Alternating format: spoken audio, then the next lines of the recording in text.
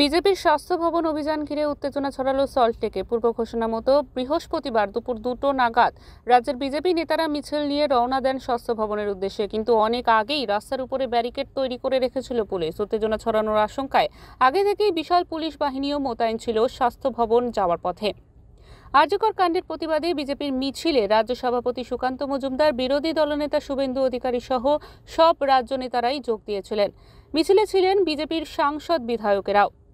সেই মিছিল পুলিশ আটকে দেয় করুণাময়ীর আগে ইন্দিরা ভবনের সামনে।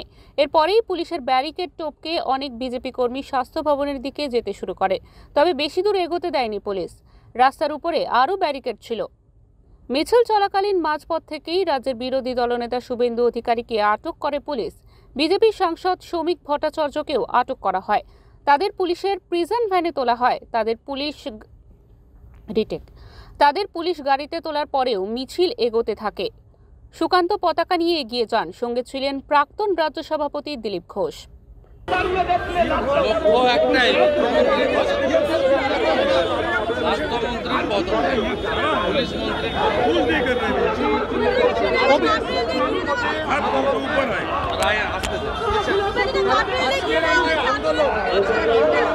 সুপ্রিম কোর্টের চূড়ান্ত ভৎসনার মুখে রাজ্য। তথ্য প্রমাণ লোপাট হয়েছে। 30 বছরের জাজমেন্ট আসতে দেন।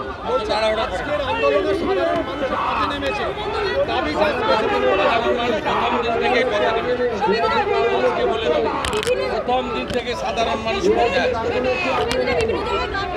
বাড়িতে বাড়িতে আলোড়ন পড়ে গেছে এই ঘটনা নিয়ে।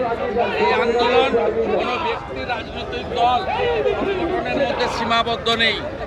বাড়িতে বাড়িতে আন্দোলন হচ্ছে। আরে ভাই, ওয়েট করুন না, জাজমেন্টটা আসুন, বলবো। তাড়াহুড়া করছে। বৃহস্পতিবারের মিছিলে রাজ্যের নেতৃত্বের পাশাপাশি হাঁটেন প্রাক্তন সাংসদ রূপা গঙ্গোপাধ্যায়, অর্জুন সিংহরা। বিজেপি নেতা রুদ্রনীল ঘোষ বলেন, মুখ্যমন্ত্রীর পদত্যাগ ছাড়া স্বাস্থ্যের যে দুর্নীতি হচ্ছে তা বন্ধ হবে না। মামলা লড়তে গেছে সুপ্রিম কোর্টে, কত আটকাবে মানুষকে?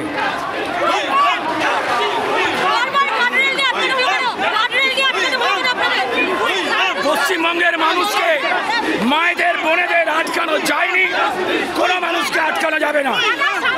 দাবি এক, দফা এক, মমতার পদত্যাগ।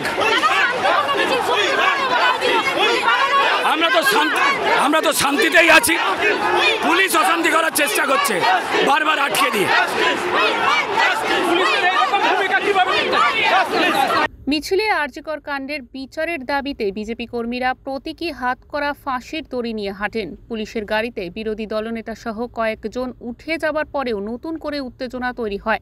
বিজেপি বিধায়ক অগ্নিমিত্রা পল পুলিশের ভ্যানের সামনে রাস্তায় বসে পড়েন। অর্জুন সিংকে প্রিজন ভ্যানে তুলতে গেলেও পুলিশকে ধাওয়া করে একদল বিজেপি কর্মী। তবে একের পর এক ব্যারিকেড ভেঙে এগিয়ে যেতে থাকে বিজেপির মিছিল। সল্টলেক থেকে মানস চৌধুরীর রিপোর্ট, ওঙ্কার বাংলা।